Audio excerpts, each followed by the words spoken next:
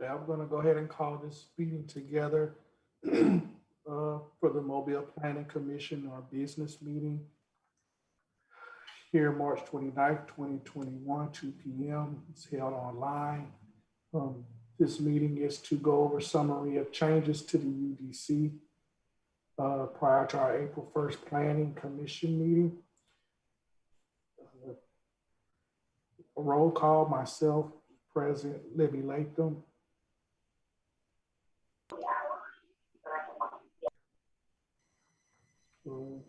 Here. Jennifer Ensign. Here. Art Blackwell. Here. Shirley Sessions. Here. Alan Cameron.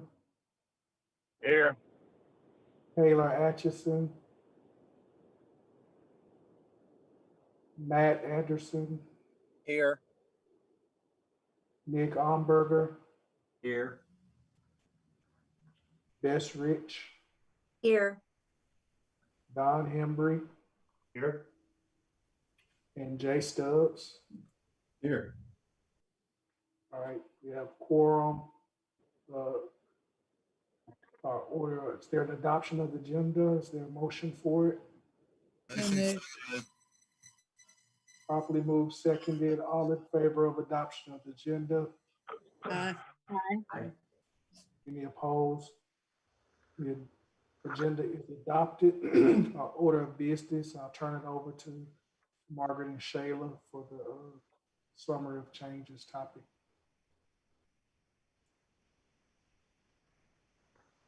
Shayla, did you have anything you wanted to say before I started diving into the summary? No, I do not. As always, I appreciate the Planning Commission, their active participation in our efforts, but I turn it over. Excuse me. Alan, please star 6. Okay, sorry. If I'm muting, you can't unmute himself. Okay. All right. I'm going to go ahead and get started. Hopefully you had an opportunity to read over the summary of changes. I've emailed it to the commission members and it has been posted to the website. Some of the edits or changes are typos in nature, but I'm still going to go through all of them with the commission. If anyone has any questions, please let me know. So the first edits are in Article 2. One's on page 7. Basically, yard was misspelled, and spell check let us down. So that correction has been made. And I'm going to flip quickly to page 41. Or excuse me, page 36. I apologize. And hopefully I will not make anybody motion sick. The next page, as you can see here, this header row had been duplicated between these 2 lines, and so that was deleted. So that is the total of the edit proposed for Article 2. Moving on to Article 3.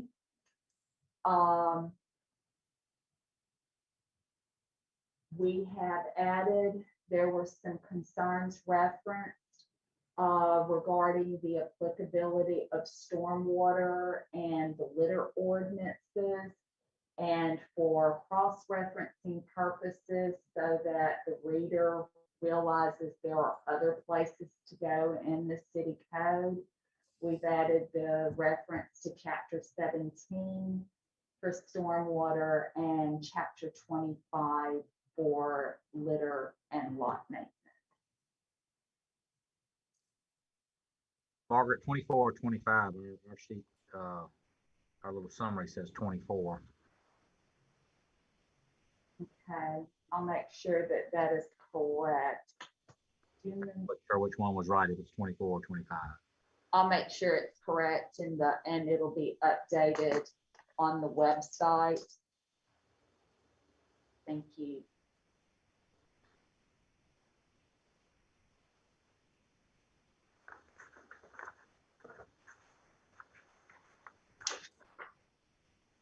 All right.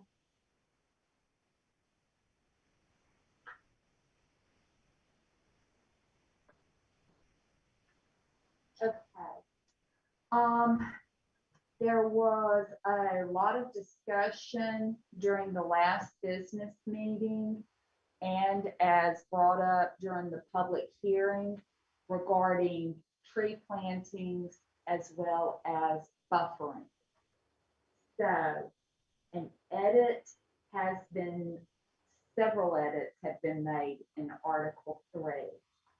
The first one is in marine light and heavy, as well as industrial zoned properties. There was an exclusion for perimeter trees. However, we have added language that requires perimeter trees for those zoning districts when the site or where the site abuts residential property. So that has been added here on page 58 in subsection 6.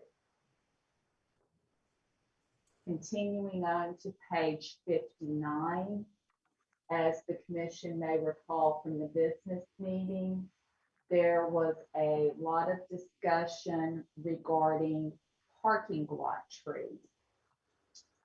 While the loading areas and the commercial truck drives along those areas are still exempt from parking lot tree requirements in marine and industrial districts, the parking areas in marine and industrial that are used for customers or employees still will be required to plant parking lot trees.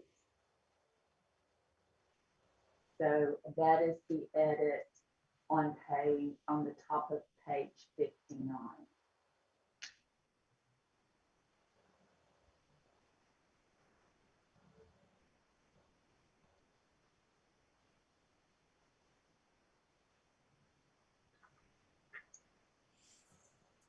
We also, moving forward with that edit, landscaping the green space for those same trees in the parking lot. That is what this edit is on page 61. To make sure that the trees that are in the parking lot have green space within which to be planted. And they're calculated as part of that landscaping calculation.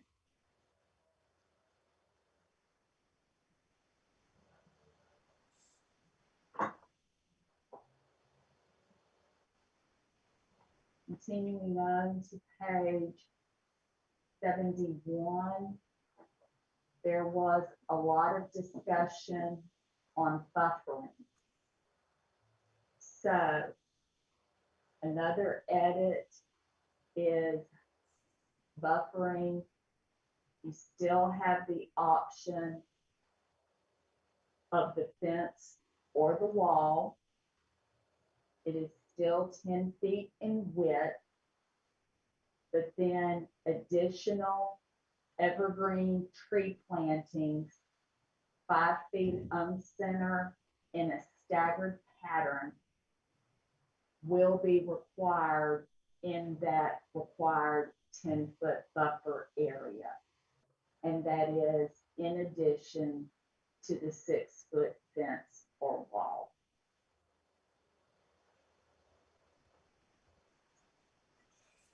Is that for any zoning park? That is for, We're still talking about industrial. no, this is for all B2, B2. B3, yeah, Okay. B2 I and see that. higher. The next edit is on page 86. Pardon me while I scroll. Okay. The stream crossing requirements. There was some wording in there trying to clarify exemptions referred to further up. And it did not add clarity. It added confusion. The exemptions are listed here, beginning on the bottom of page 79 in parentheses. Those exemptions are not to be changed.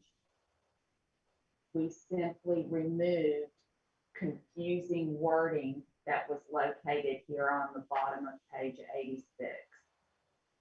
And the standards of the stream crossing are still the same. The last edit in Article 3 is on page 96. Arlen, could you possibly zoom in just a little bit? Of course. I've got my glasses on, but I'm still having a hard time seeing it. So, Of course. There you go. perfect. Thank you. Thanks, Don. You're welcome. He's the only one that would admit it. Pride cometh before a fall. Okay, I'm sorry. The last edit in Article 3 is self-storage facility. It was initially proposed that the parking be based on the square footage. We've proposed it based on the number of units, and it's one space per 60 storage units. Now, the one thing I do want to bring up in looking at this summary of changes sheet and the page numbers, please note these page numbers are based on this newest version that y'all received links on last week. Because with some of these edits, the page numbering has changed.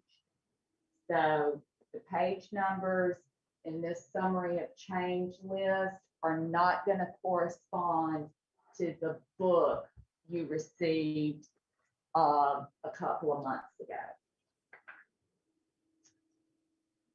Okay, next.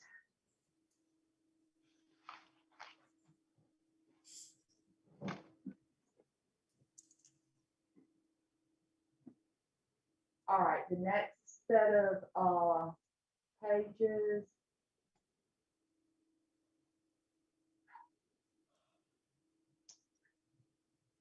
Yeah, it's okay. Yeah, give it a minute. Okay, so, all right. Article 5, no, excuse me, Article 4 had one lone typo. There was this massive space between setback and the S. That was the only edit that was made in Article 4.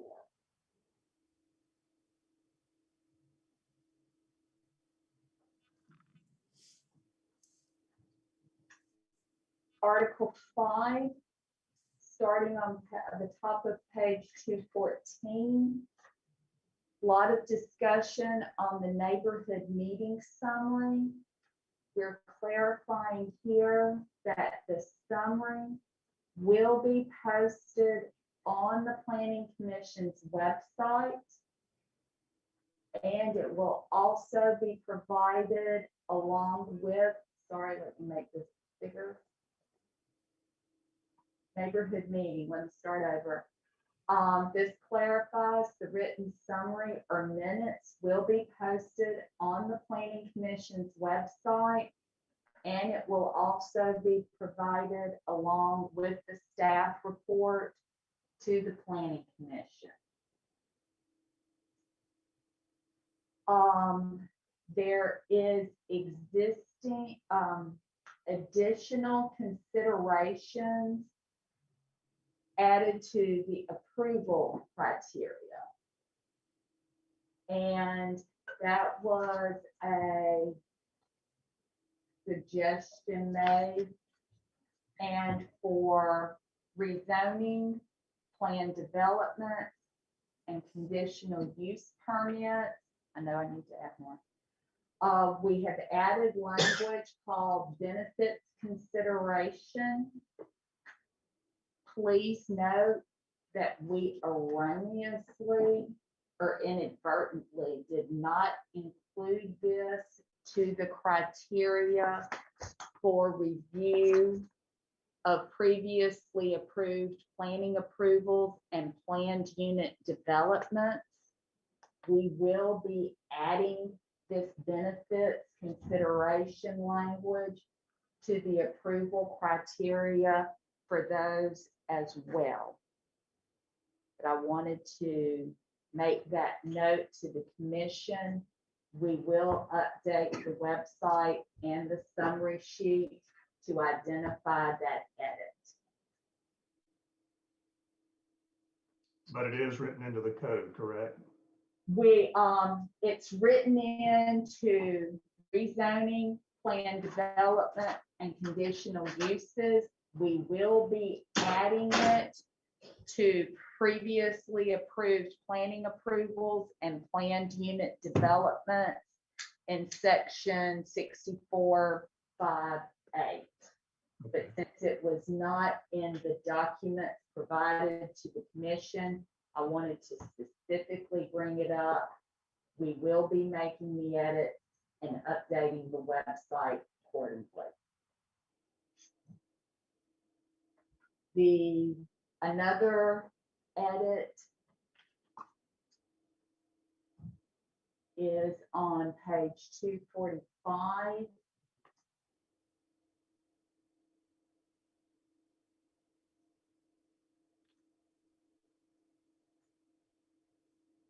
We changed shall to will. Whoops. Under approval criteria for the Board of Zoning Adjustment on special exception. We changed that word here. And then, of course, we added the benefits consideration as well here. Okay. Next is Article 8, which is definition. We added into marine cargo and freight handling. We clarified this does not include coal handling facilities or operations. Coal handling facilities are a separately defined term further up in the definition section.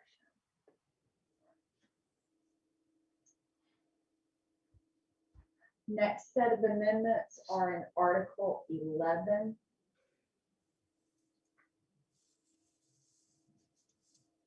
Sorry, I'll let a bar move.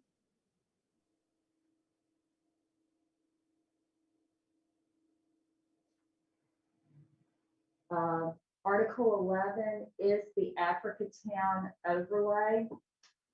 Again, we've inserted some cross-referencing language regarding compliance with the stormwater ordinance and the garbage litter and lot maintenance.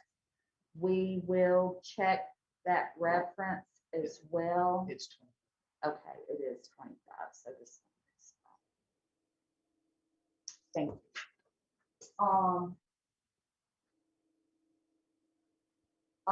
The next thing we did is we inserted a purpose and intent section in the overlay, drawing from the existing Africatown plan. We also inserted enhanced buffering. The buffering, this is strictly within the African Town overlay, where a site is zoned CW, B4, B5, marine light heavy, and I1. And it adjoins residentially zoned or utilized. The buffer is to be at least 30 feet wide. Extend the outer perimeter of the property line, of the property up to the boundary line. It should consist of a wall or fence 6 feet in height, or a berm 5 feet in height. The berm, if chosen, consisting of a mixture of overstory and understory trees, 1 tree every 30 feet.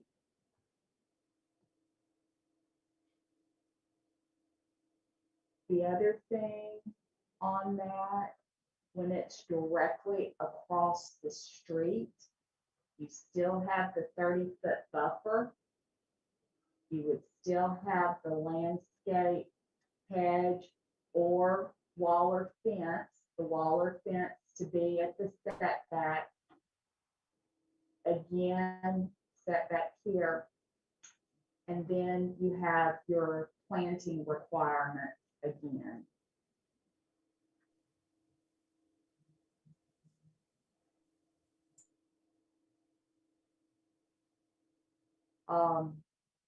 So again, this is within the Africa Town overlay, 30-foot buffer, fence or wall 6 feet in height with additional plantings surrounding the entire property. Article 12. Yes, just to clarify, chain link or chain link with slats are not allowed as a buffer. Article 12 is the peninsula overlay.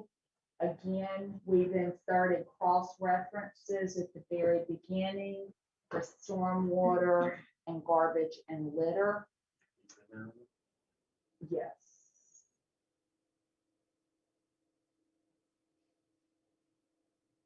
Okay.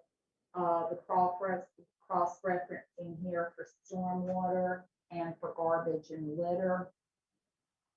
And then we had a typo.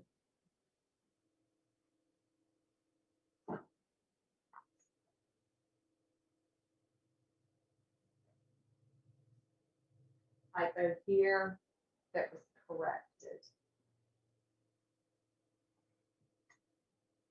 Article 13 is the Village of Spring Hill. Again, there was a typo on the bottom of page 339. And then the other thing was the provision of buffers along side and rear yards where the development is adjacent to residentially zoned or use buffer or use properties. The additional buffer protection was added. And I say additional, this refers you back to the body of the zoning ordinance.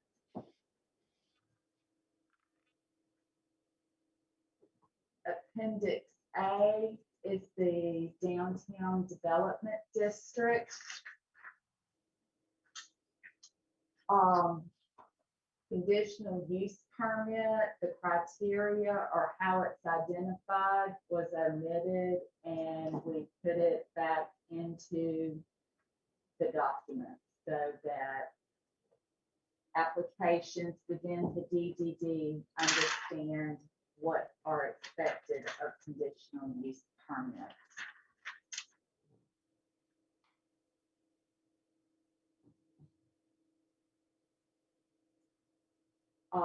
We've updated this. It previously said 2 max buildings on a lot in T4.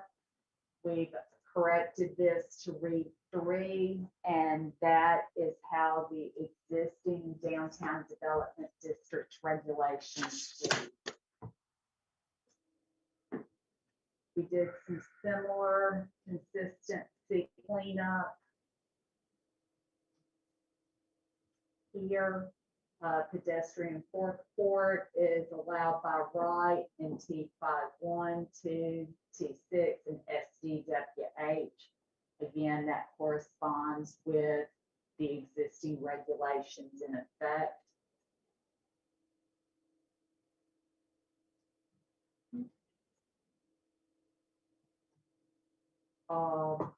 Parking lot identification signs, again, that was added in. And this is consistent with current standards. And then finally, the definition of stoop, the words which may be.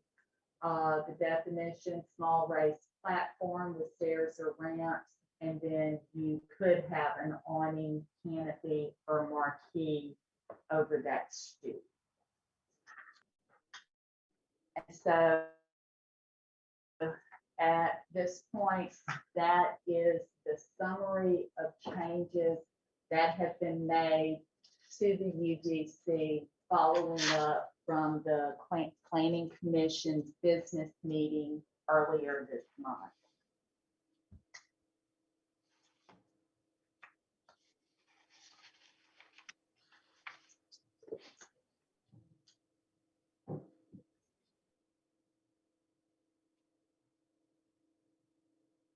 Does anyone need any clarifications? No, thank you so much. I'll give you voting first.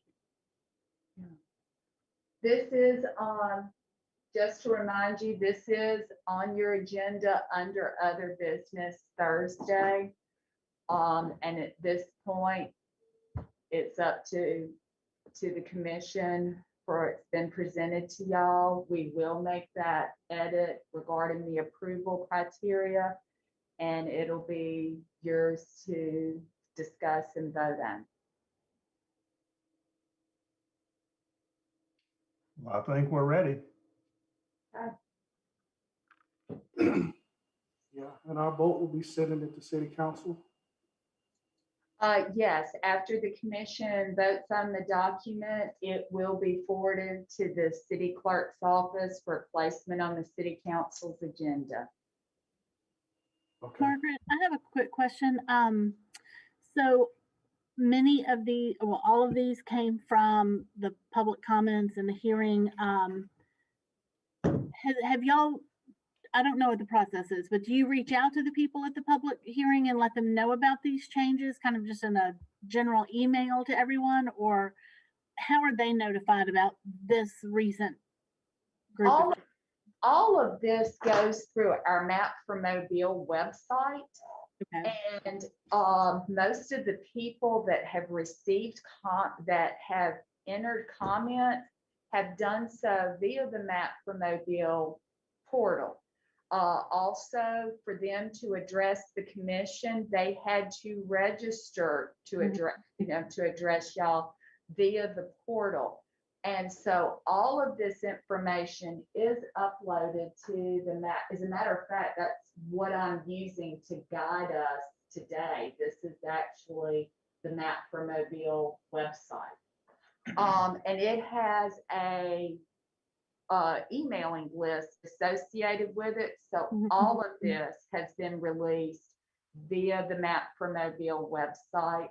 Additionally, announcement of this business meeting today was on the City of Mobile's main webpage, in addition to Map for Mobile. And then also the placement of this on the agenda is on the Planning Commission's website on the agenda. Okay. Just wanted to, I assumed you had a great process and just wanted to make sure I understood what it was. Thank you. Sure, no problem.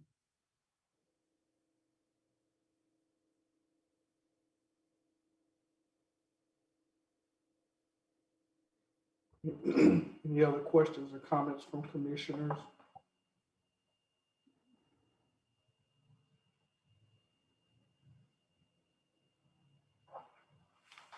Mr. Chairman, we'll make the one edit that we brought up to the commission. We'll edit both the summary sheet and that particular article, Article 5, and then it'll be ready for the commission's consideration and vote on Thursday. Okay, great. Thank you. We commend your effort at working through this, the whole staff's effort at working through this. Thank you. Welcome. It's been a massive effort by a lot of people. When do we expect the city council to vote on it? We will forward this to the city council and it'll be determined when it's placed on their agenda, but we will send it to the city clerk's office after the planning commission votes on it.